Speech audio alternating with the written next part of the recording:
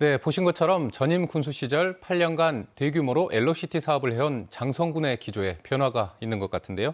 이 사안 취재한 김호 기자와 자세한 얘기 나눠보겠습니다.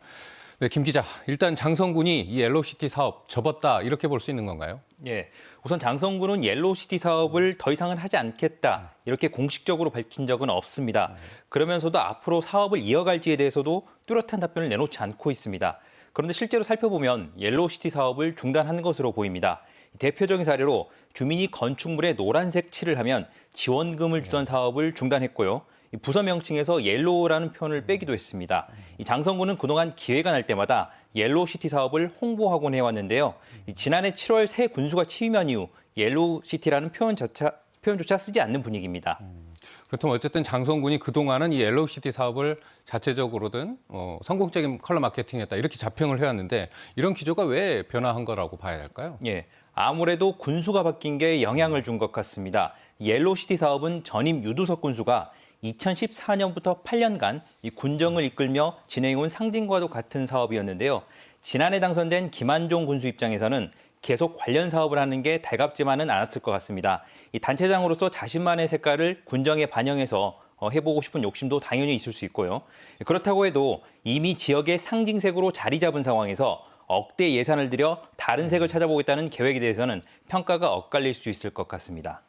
어쨌든 저도 그렇지만 장성에 가보신 분들 노란색에 칠해진 건물 지붕도 많이 봤을 것 같고요. 이런 결과물도 그동안 많았는데 그렇다면 이렇게 사업의 어떤 군수가 바뀌고 기조가 바뀌면서 이런 것들 이제 더 이상 볼 수 없게 되는 건가요?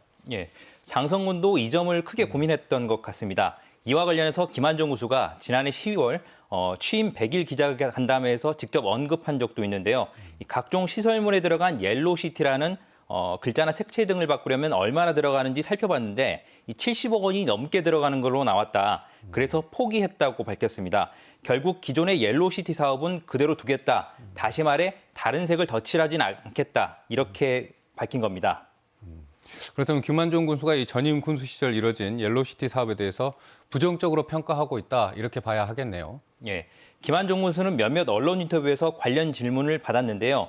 김 군수의 평가를 정리하자면 이렇습니다. 옐로시티 사업이 장성을 알리는 데 어느 정도 기여를 한 건 맞다.